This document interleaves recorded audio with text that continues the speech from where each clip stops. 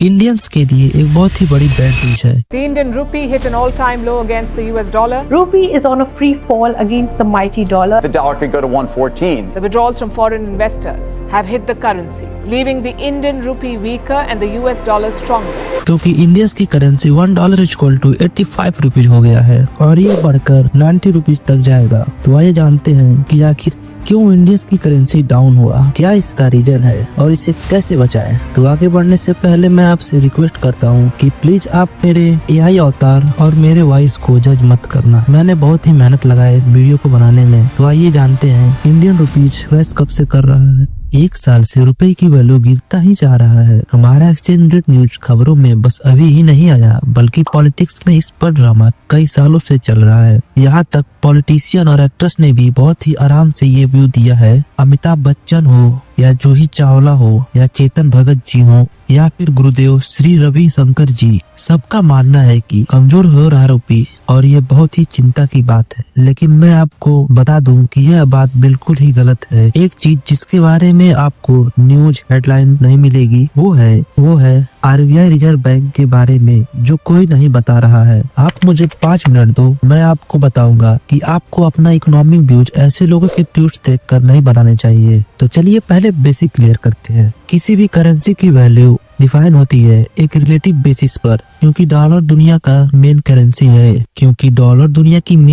है। इससे हर करेंसी को डॉलर की कंपैरिजन मापा जाता है। इसके पीछे कई कारण है, जैसे यूएस सबसे बड़ी इकोनॉमी है हमारे देश में, इससे जो भी ट्रेड होते हैं देशों के बीच वो भी डॉलर में ही होते हैं। इनफैक्ट जब सऊदी अरेबिया से तेल जब इंडिया खरीदता है तो वो पैसे रुपए में नहीं देता बल्कि डॉलर में देता है। आज एक्सचेंज रेट है करीबन 86.85 रुपीज, यानी $1 के लिए आपको 86.85 रुपीज देने होंगे। और ये एक्सचेंज रेट रिलेटिव डिमांड और सप्लाई के बेसिस पर मापा जाता है। इसका मतलब हुआ कि अगर रुपया डिमांड ज्यादा हुआ डॉलर से तो रुपया की वैल्यू बढ़ेगी, और डॉलर की डिमांड ज्यादा बढ़ रही है रुपए से तो रुपया कमजोर हो रहा है। अब आते हैं मेन पार्ट पे कि आखिर रुपया कमजोर हो रहा है तो वो किसकी वजह से हो रहा है। 2021 से 2022 के बीच रुपया की वैल्यू 73 रुपीज से 83 रुपीज के बीच आ गई है, यानी कि 10% का गिरावट हुआ। और अक्टूबर 2022 में जब ये वैल्यू 83 रुपीज से क्रॉस की थी तब हमारी फाइनेंस मिनिस्टर सीतारमण जी ने ये कहा था,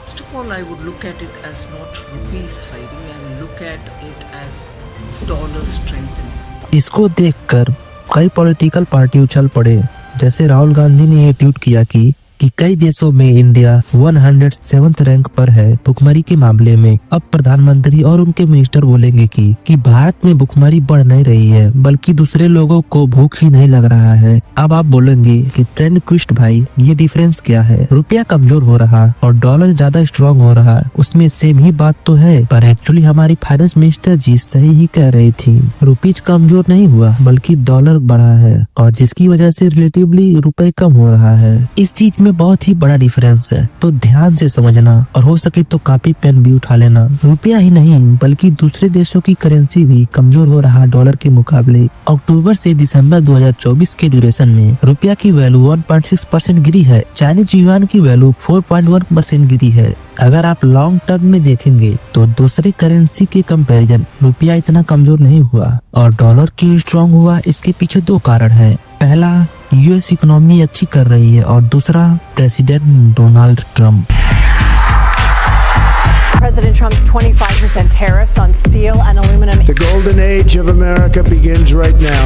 America will soon be greater, stronger and far more exceptional. पहले हम समझते हैं यूएस ग्रोथ की इकोनॉमी की कहानी, जिसके लिए हमें 2023 में जाना होगा। 2020 से 2023 के दौरान अमेरिका में इन्फ्लेशन बहुत ज्यादा हाई थी। इन्फ्लेशन बढ़ती है तो जो सामान के दाम थे वो भी बढ़ जाते हैं, जिसका मतलब है कि लोग ज्यादा चीजें खरीदते नहीं, जिसकी वजह से इकोनॉमी तबाह हो जाती है। तो आइए जानते हैं किसी भी देश का एक्सचेंज रेट कितने तरीकों का हो सकता है।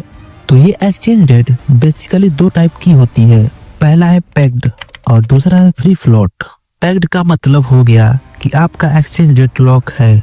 मान लो $1 से 75 रुपीज मिलेगा तो देश का सेंट्रल बैंक ये देखेगा कि एक्सचेंज रेट ऊपर नीचे नहीं बल्कि 75 रुपीज ही रहे तो शायद डॉलर को खरीदेंगे या फिर बेचेंगे, लेकिन ये एक्सचेंज रेट बदलने नहीं देंगे। इसको बोलते हैं पैक्ड एक्सचेंज रेट। और 1991 से पहले इंडिया की हालत यही थी, पर 1991 के बाद ये फ्री फ्लोट हो गया, यानी कि अब मार्केट डिसाइड करेगी कि हमारा एक्सचेंज रेट कितना होना चाहिए। अब आरबीआई कभी कभी खरीद सकता है या बेच सकता है। इस एक्सचेंज रेट को मैनेज करने के लिए मोटा मोटी ज्यादा कुछ नहीं करेंगे। पहले कुछ दिनों में आरबीआई ने करोड़ों रुपए खर्च किए हैं ये एक्सचेंज रेट को मैनेज करने के लिए। इनफैक्ट 1991 से आरबीआई ने इतना पैसा कभी नहीं खर्च किया। अरविंद सुब्रमण्यम जी ने कहा कि अक्टूबर 2021 से 100 से 150 बिलियन खर्च किए हैं। अगर आप इतना नहीं समझते कि ये कितना होता है, पिछले एक साल में इंडिया ने करीब 130 बिलियन डॉलर खर्च किए हैं तेल को इम्पोर्ट करने के लिए। जितना हमारे देश ने खर्च किया है तेल को इम्पोर्ट करने के लिए,